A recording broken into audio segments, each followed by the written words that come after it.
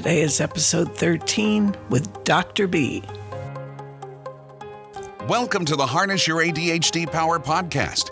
If you're looking for a fresh perspective and actionable steps on hot topics from focus to follow through to self-management and more, you are in the right place. Welcome your host, innovative educator, coach, and psychotherapist, Dr. B. Hey, ADDers. I'm so glad that you could join me today for my podcast show. I have a little surprise for you, but more on that later. Today's episode was inspired by the many conversations that I've been having lately about just how difficult it is to get started, or make a plan, or stick to the plan, or keep your word to yourself, or stop yourself from choosing again, or prioritizing, or getting yourself to stop, or dealing with things that get in the way, or dealing with the daily interruptions. And after all that chaos, actually getting something done that needs to be done and that you're capable of doing if it weren't for everything that just seems to be going wrong and getting in the way. How much time do we have? Not much. So let's get to it. Since there's no two adults that manifest their ADHD the same, there's a lot of territory to cover here. What better place to start than with getting started? What we're talking about here is activation, triggering, cueing, motivation, stimulation, initiating, or just plain old beginning. And how many of you have heard that just get started pep talk? Seriously? While inside your head you might be thinking, how do I just get started? Or where do I start? Or what does it take to get started? You know, these are important questions or considerations because if you aren't getting started and you're stuck there, you need answers at the beginning or you aren't going to be getting started anytime soon, except under extreme conditions, and then it won't be your best efforts or outcomes. Now here's where it can already get complicated. To do anything, you need motivation. And in this case, motivation means having a good enough reason to take action. So when you say you aren't motivated, what that translates to me is that you don't yet have a good enough reason to take action. And threats or deadlines aren't always the good enough reason to take action. So many adults with ADHD know when the horrible consequences are about to happen, and they still can't or don't take action because those things aren't motivating. Motivating is having a good enough reason. So what is the good enough reason and how do you get yours? That's an individual thing. I can tell you that it isn't you thinking that you have to get up every day to go to a job that you hate so you can pay your lousy bills. That's not motivating or a good enough reason. That can result in depression, resentment, and a host of other kind of problems. So how do you get a good enough reason to take action and get started? You have to change your focus from what you have to do to what you want to do. In other words, what is most important to you? And what's the outcome that you want? You might love the people at your job, but hate the job itself. And so you learn to focus on getting to work because of the people that you want to be with, which is the positive, rather than the job that you hate, which is the negative. And throughout the day, you keep your satisfaction meter focused on the people that you're working with rather than the work that you're doing. Because at the end of the day, it's the people that you spent your time with that made the difference and gave you the good enough reason, not the work itself. Remember, you are the meaning maker of your life, and you get to decide what you focus on. Make it something positive so that you can have a better day than if you focused on the negative. And then there's making a plan. Did you ever get taught how to make a plan, or even what a plan is, or the purpose of a plan? Did anyone model making a plan for you? Or how to stick with a plan and not choose again? You know, most adults that I know were never taught these basics. You need this information and not just as being told, here's what a plan is and how you make one. You need to experience making a plan and have the support to help you in case you get stuck. Or for that matter, were you ever taught how to think? Or did you just start thinking and then you were told things like, what were you thinking? Seriously? How dare they? What right does anyone have to criticize you for something that you were never taught? There are so many different ways to learn to think. And if you're anything like me, you weren't taught even the basics. You just started thinking. And so you think how you think, and that's that. I really like the concept of course correcting, just like the pilots do when they're flying from one destination to another. They course correct. What would the point be of critically saying, hey, you're off course. What were you thinking? That's ridiculous. Pilots course correct all the time, and you need to learn to do that too. How do they learn and then do it? Well, they have an instrument panel that gives them constant feedback on how they're doing and what they need to adjust. And you need the same thing. And since human beings don't come ready equipped with such an instrument panel, we need to construct one that's suitable for our needs and for us. So what would your panel look like? Mine would probably have something that would offer me a tracking system for my goals, both short and long term, as well as my standard daily tasks, and help me to see when I'm on course and off course and need a course correct. And like the pilot, my less than mature attitude of, I don't want to, or I don't feel like it, would have no place in my day-to-day living. The pilot doesn't get to let his or her feelings dictate what gets done. It just gets done because it's a necessity. That's the way that it is with your life too. It just needs to get done because it's a necessity. However, since you're more inclined to do things that are fun or interesting or exciting and push away from those that are flat or boring, you need to know how to shift your meanings and your attitude into what will get you to take action, to be motivated to get things done, hence your motivation or good enough reason to take action.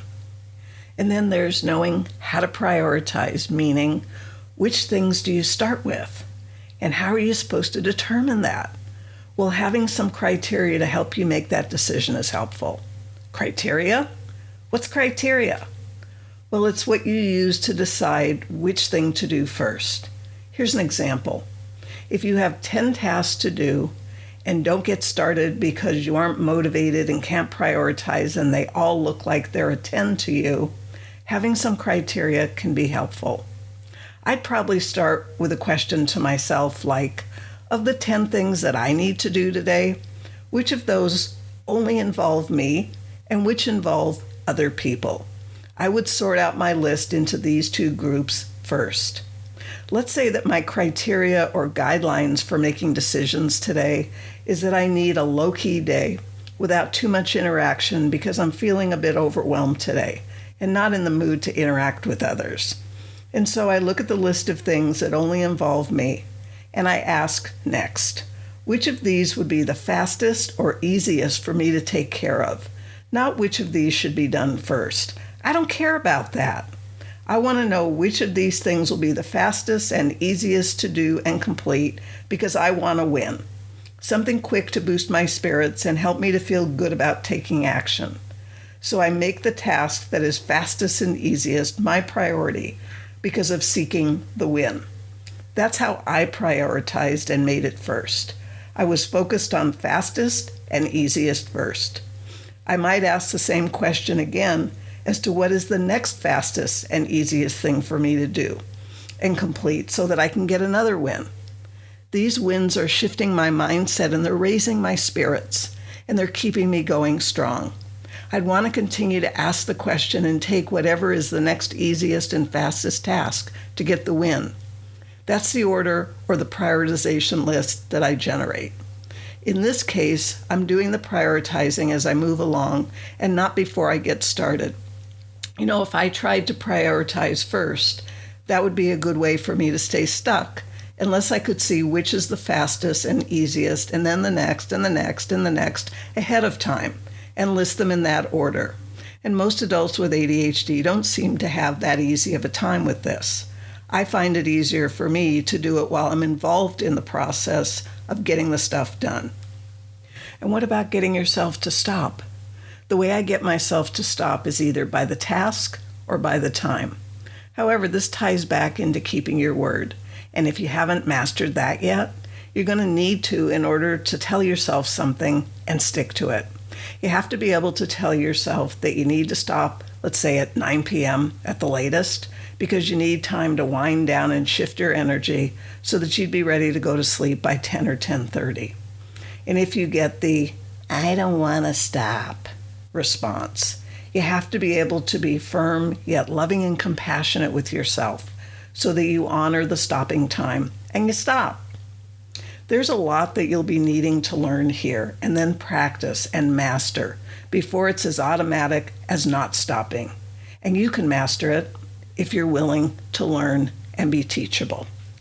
Interruptions are a different kind of issue because they generally involve others, unless the interruptions are all in your mind, like your own intrusive thoughts.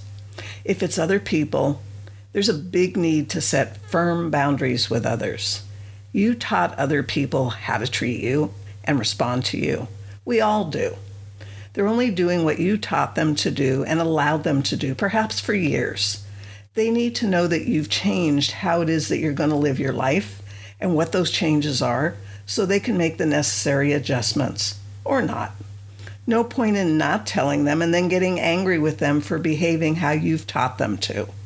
So knowing you need to set a boundary and actually setting it and sticking with it no matter what the others feel about it is what's needed. Others will want you to go back to the way that it was because they didn't ask for changes in their life, which is what's going to happen when you make changes in yours. Phew, that was a lot. I wanted to take a little of our time together today to kind of map out in a general way some of what might be needed for you to change your life in these areas. I didn't have any of this knowledge or these skills when I first got started on this journey. Not at all. I had to learn these very important skills and the pre-skills to them. And once I did, I could adjust and course correct as I went along.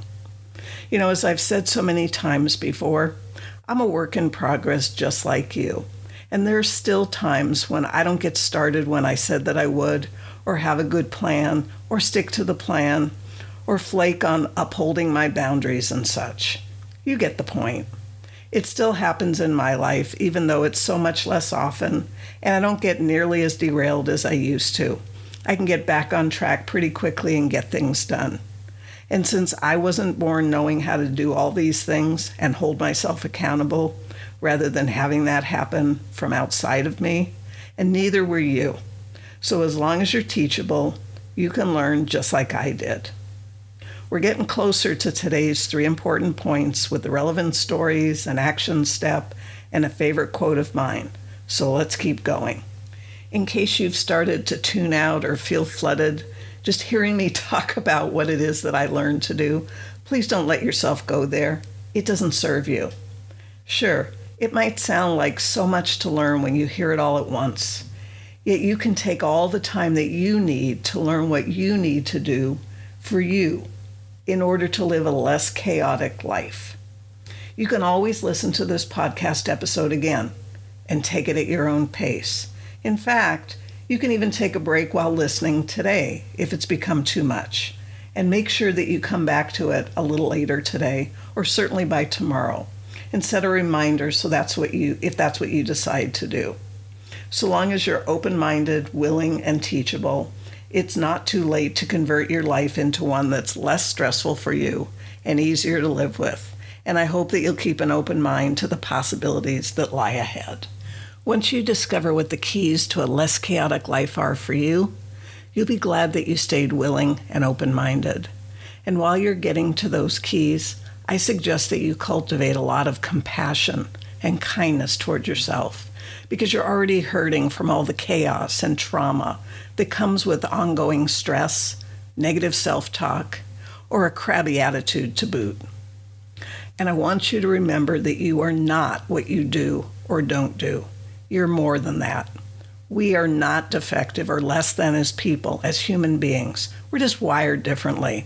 And that difference is actually pretty cool once you get a different perspective and the tools that you need for your own success. In this case, it's whatever you're going to need to learn, implement, and master to eliminate the chaos from your life.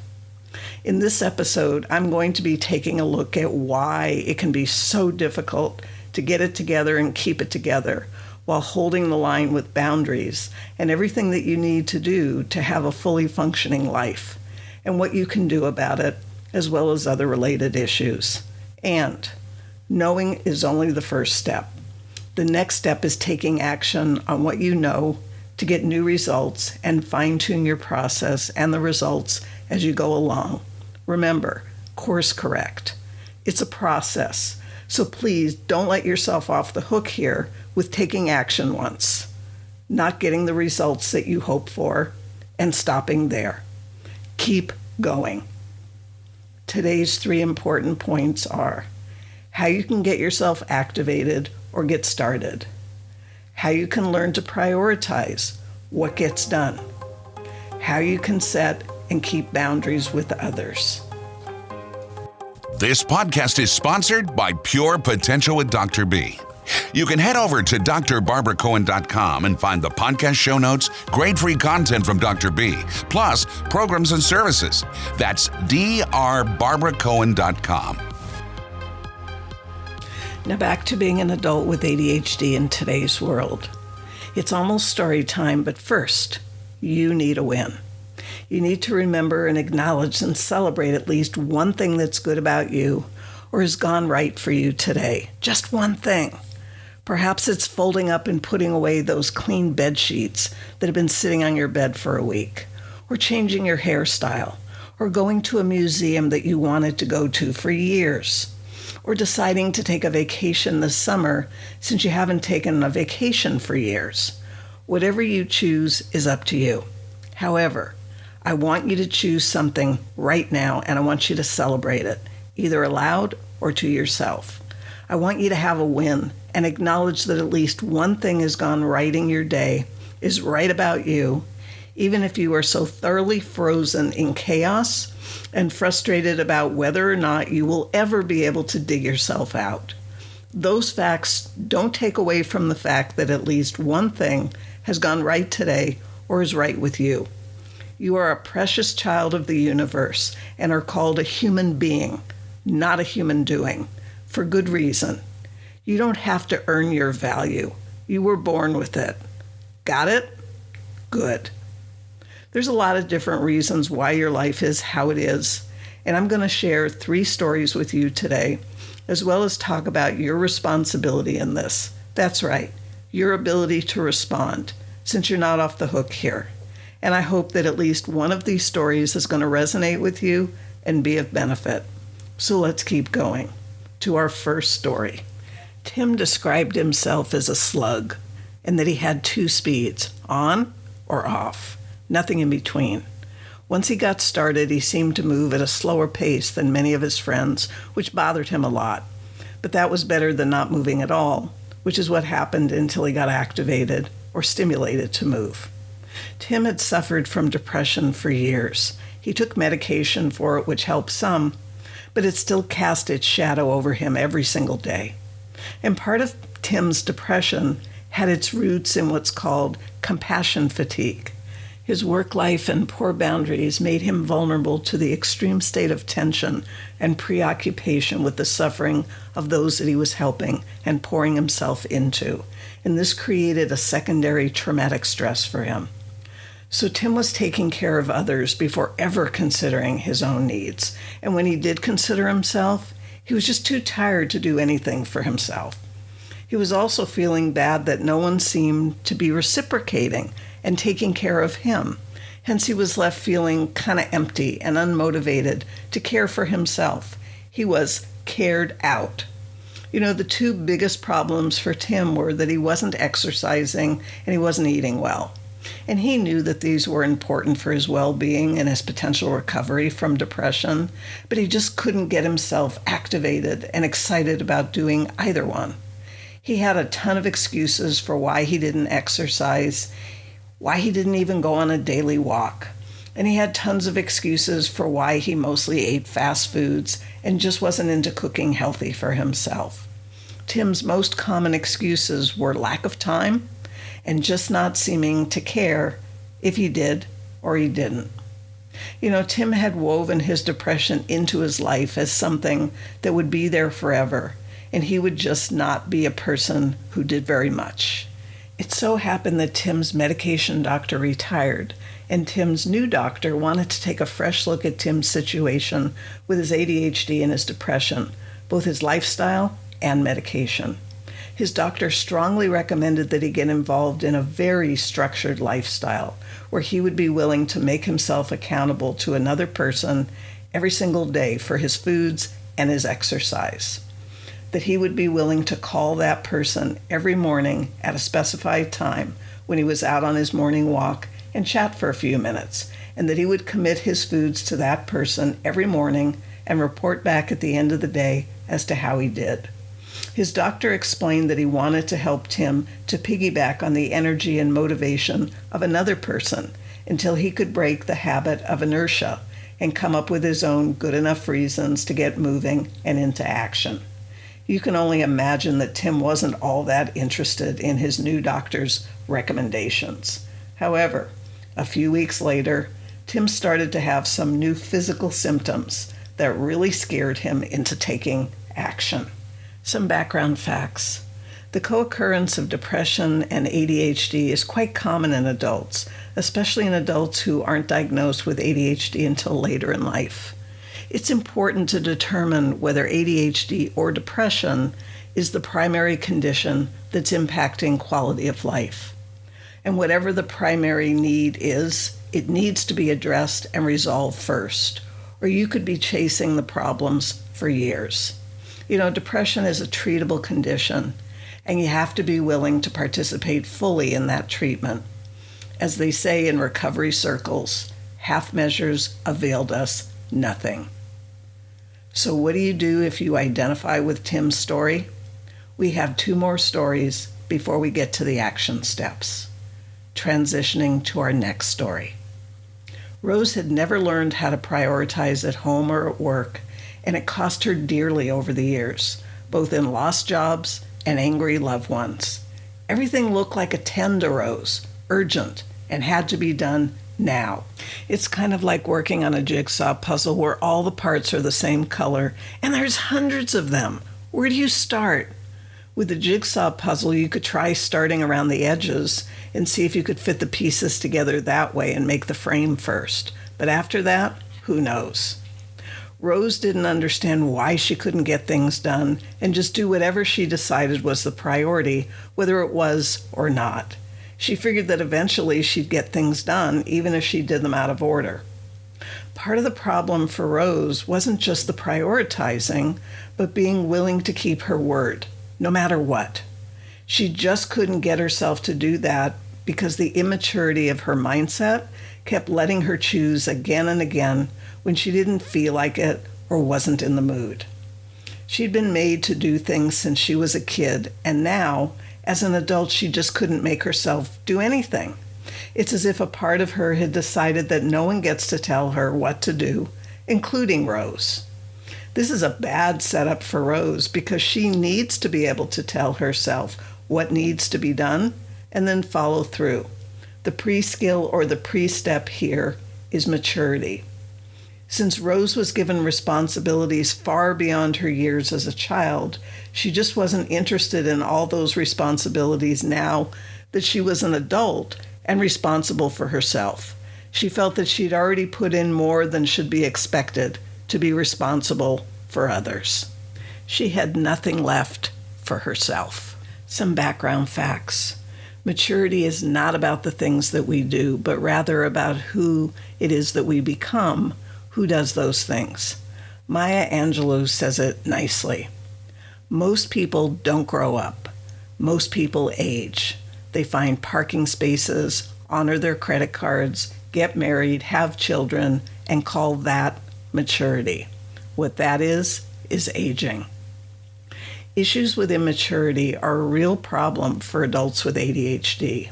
We really need to apply ourselves to this area of life if we're going to have the lives that we seek. Signs of maturity that often don't show up in adults with ADHD are passing up instant gratification in favor of long-term benefits, patience, and the willingness to wait for what comes next, listening to others and understanding them, not just hearing their words, being comfortable with letting go of expectations in favor of going with the flow, provided that good decisions have been made. Understanding that the purpose of all relationships is personal growth rather than jumping to the next one. Recognizing what doesn't work and making an effort to do something different that might. Thinking before acting, not lashing out or being rude. Respecting another's point of view, beliefs, and the way that life is without judgment. Helping yourself and having forgiveness and compassion, both for yourself and others. Taking responsibility for your own health and your own happiness, and not placing blame for your circumstances, and not taking everything personally, and feeling the need to defend or make excuses for yourself. So what do you do if you identify with Rose's story? We have one more story before we get to the action steps.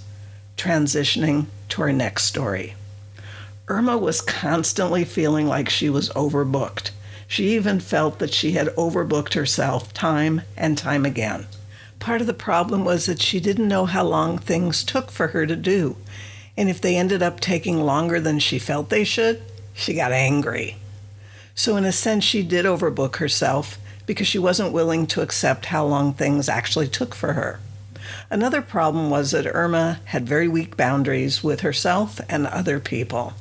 She could have been called a pushover of sorts. She'd say one thing and do another and could never count on herself to follow through, which left her feeling very bad about herself every day. Following the rules just didn't seem to be in the cards for Irma. She wanted to get things done. She wanted to get enough sleep and get her house in order and do things when she said that she would. But it isn't what was happening. She wouldn't stick with what she said and would change the moment it was time to do what it is that she had planned or committed to, because she was allowing herself to choose again rather than enforce her original choice. It had gotten so bad that she didn't even want to schedule anything because she just knew that she wouldn't follow through. A big problem connected with her weak boundaries was that others were booking themselves into her schedule, and she was accepting that rather than telling them no.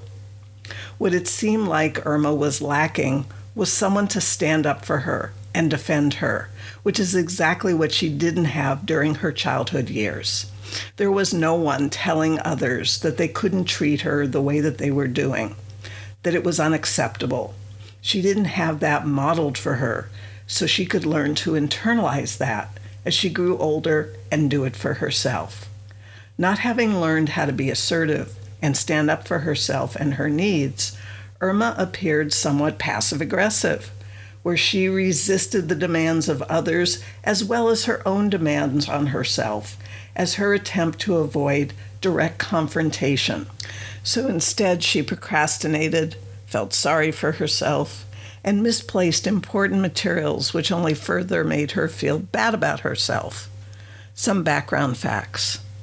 Living a less chaotic life has a price tag. The cost is the time, effort, and energy that it's going to take to create that life for yourself. Many people say that they don't want the life that they currently have, which is a place to start. The next step is the willingness to do whatever it's going to take to have the life that you do want, and that means defining what that is. There's no way to get the life that you want if your only definition or criteria is, I don't want what I have. And when you get to places on the journey where it feels like you just can't get it done, that's where the creativity of ADHD can kick into high gear to help you with options from outside the box thinking to get it done. Some action steps. It's your responsibility to get the information and training that you need. In other words, your ability to respond to your needs and to meet them. If you relate to Tim's story, your action step has 3 parts. Focus. You need to determine what's keeping you from getting started, whether it's you or others in your life or an inappropriately addressed condition. Follow through. You need to learn what you need to do in order to be able to follow through, and whether it's outside accountability or something else, and make sure to take the steps to get that in place. Self-management. You need to decide ahead of time how you're going to manage your emotions and possible resistance to making these changes so that you have something in place before it happens. Realize that maturing is a necessary step to have the life that you want, and you can participate in defining what your own maturity is. If you relate to Rose's story, your action step has 3 parts. Focus on seeing the tasks with greater clarity and perhaps involving another person to help you prioritize in the beginning and talk you through their thinking and how they're doing it. Follow through. Be willing to jump in and prioritize the best that you can and learn from the experience of doing it. Self-management. If you start to feel overwhelmed and like you can't do it, pause. Take a break. Come back to the task after 10 or 15 minutes. Even standing further back away from the tasks can be helpful for you to gain perspective. If you relate to Irma's story, your action step has 3 parts. Focus to learn what boundaries are absolutely essential for taking care of yourself, and start with understanding those first. Follow through by practicing setting boundaries with others and yourself, and following through on what you set in place. And self-management. Know that you will need lots of practice with setting and maintaining boundaries, as well as with the emotional pieces of what you might feel when you get pushback from others or yourself. Stay with it. A favorite quote of mine. Theodore Roosevelt said, "Comparison is the thief of joy." The question I have for you at this point of our journey together is, where is comparing stealing your joy, and are you ready to stop today? Do you remember how I said I had a surprise for you at the beginning of the show? No worries if you don't. It's been 6 weeks today since I launched my podcast show, and I want to celebrate again by giving you a gift. I like to celebrate a lot. Big stuff, little stuff, all the wins of life. So my gift to you for listening to any one of my podcast episodes this week and posting a thoughtful review on iTunes is a little course that I created entitled Change Your Life in 72 Hours or Less. That's right.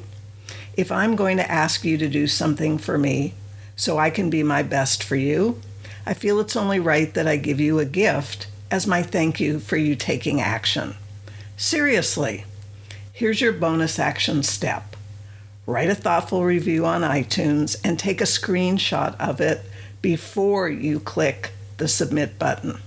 Take your screenshot and post it on my website for whichever episode you reviewed, and then get your free gift on the post for today's episode on my podcast blog. If you get confused, just reach out to me and I'll walk you through the process. And thanks in advance for celebrating my 6-week anniversary with me. I appreciate you showing up to listen today and in the future. New episodes are released twice a week on Mondays and Thursdays. And as a subscriber, the newest episodes will be in your feed by 1 a.m. Pacific time. Plus, you won't miss out on any extra episodes that I create with special guests. Certainly a good reason to subscribe. Perhaps make a date with yourself to listen to each podcast episode so you hear your questions answered if you asked any of me, or just enjoy the regular episodes, where I'll be talking about such compelling topics as making friends, analysis paralysis, and more in-depth separate episodes about today's multi-level topic. So, if you receive value today or from any other episode of my podcast, reward yourself by leaving a thoughtful review on iTunes so I know I'm meeting your needs, and receive your free gift by posting your review on my website as I shared a few minutes ago. It doesn't have to be anything lengthy, just a line or two of how the podcast is helping you, if it is. It means a lot to me to know that your life is getting a little bit better every time we get together. And share this podcast with your friends this week so they can benefit from the content and the free gift too. I look forward to reading your reviews posted on my website, where you can also get your show notes, free gift, and learn more about other services. That is, if that's of interest to you. Until the next time, bye for now. Thanks for your undivided attention. If you're hungry to make positive changes in your life, head over to drbarbaracohen.com and see how Dr. B can help you today. Whether you love making changes with one-to-one attention and community support, or on your own with self-study, or could benefit from coaching or psychotherapy, you'll find all the information right there at drbarbaracohen.com.